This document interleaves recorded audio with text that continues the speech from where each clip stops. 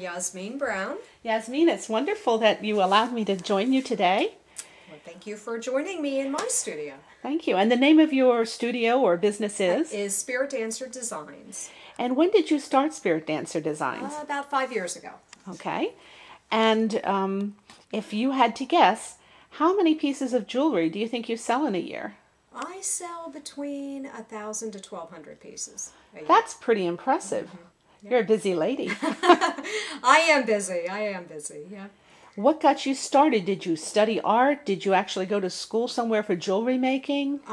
No, I actually really consider myself an artist and not a jeweler.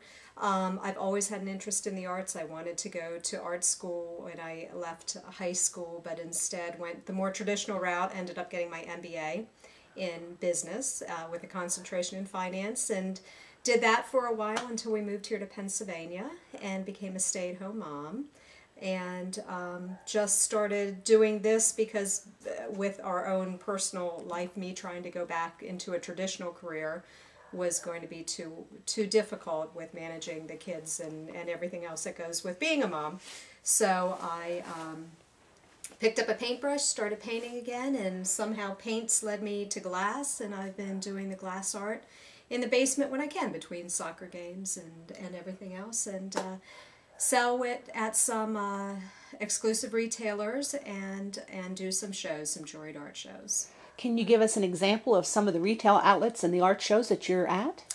Well, I am a one zip code lady for the most part, so there are here locally in Lebanon at Lebanon Farmers Market up on the 3rd floor, Lebanon Picture Frame and Art Gallery there, and oh gosh, all over down in Litz, in Lancaster, Park City Mall, out in Harrisburg. So mainly in Pennsylvania, but I also have a couple retailers in Virginia, and also out in Las Vegas in Caesar's Palace. I have a retailer out there as well. So that's impressive. Yeah, so it's fun. That's out of the zip code. Yes, it is. It's definitely out of the zip code. Yep. Well, you undertook a project recently for the Women's Commission here in Lebanon County, and that's to create a pin, a special pin that nobody can buy, that will be awarded to women who are inducted into the Hall of Fame. Right. Can you show it to us? Can you tell us about it? I can a little bit. First of all, I was really honored that the commission would come to me and ask me to work with them to do something, and so we talked a little bit about what they were looking for, and they were looking for a unique symbol, and I was trying to come up with an image for them that would be a woman, and obviously a woman that has compassion for the community in various areas.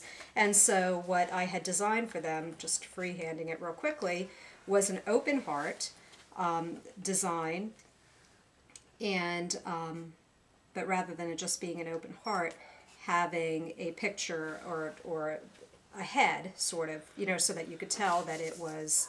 Can you hold that up? So yeah, sure. This is just a real quick drawing of it, but that was sort of what I was envisioning for the commission, to show compassion and reaching up and helping others. And so we did that, and then that really is too difficult to cut by hand, and so I worked with a company that has a laser jet that can cut that image out for me in glass, and so I had this little image created, and I am now just fusing those onto dichroic glass circles. What I'm doing here is a process called tack fusing, where you still let the various layers show, and so I am just tack fusing the logo that I came up with for the commission onto a piece of dichroic glass, and so the award to be worn either as a pin or a pendant. So there's some flexibility there in terms of how it can be worn. And then I was speaking with the commission yesterday about creating a pin for the women that are on the commission, that aren't necessarily the annual awardees, but something that would also designate the fact that they're a part of the commission. And so what we've done now is taken this particular image and notched basically a diamond shape out of it.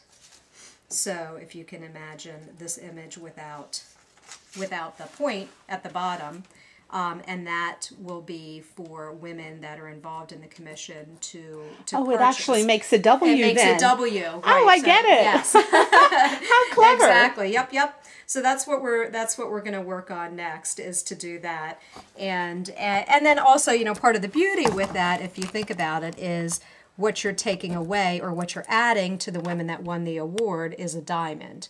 And so I thought, symbolically at least, that adds an extra layer of symbolism there, that the women that have actually won the award, they have the same pin, except they have a diamond. Have you ever... And I'm testing a couple pieces right now just to, when you fuse glass, everything is really critical in terms of the temperature that you fuse at, so that you get exactly the right end effect that you're looking for. So I've just been working, and each excuse me, each kiln is different as well.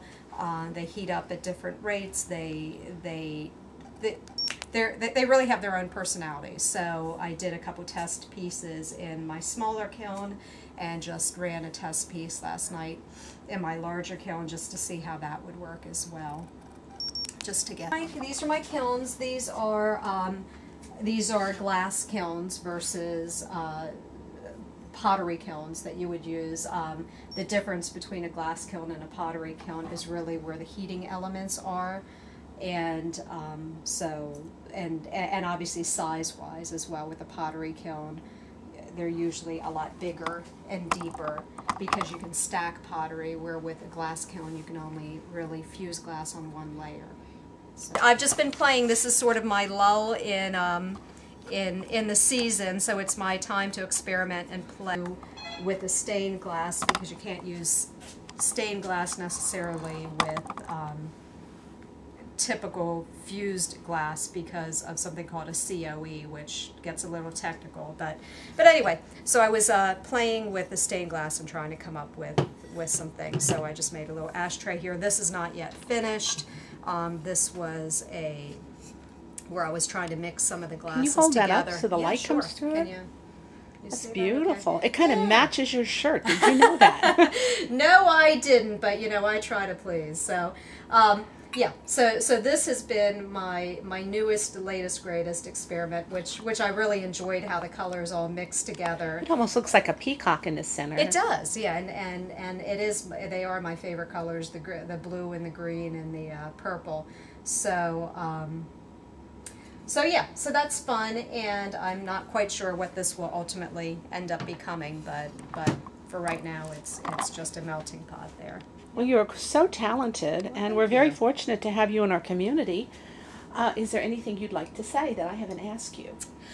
No, other than, you know, the one thing for me when I decided to do this as a career was that I really felt it important to give back to the community. So before I even started my business, I wanted to find an organization in town that I felt strongly about and that I wanted to support. So in my particular case, I support the Sexual Assault Resource and Counseling Center of Lebanon County, because it's unfortunate they need to be around, but they do, and they do good work, and I wanted to be able to help them. So I do that, and I also do other fundraisers for American Cancer Society, Children's Miracle Network out of the Hershey Medical Center, and so really for me, I wanted to combine my passion for art with doing some community service. So, yep. Wonderful story. Well, thank you. Thank you for inviting us into your shop. So thanks for coming and visiting. Our pleasure. Thank you. Yep.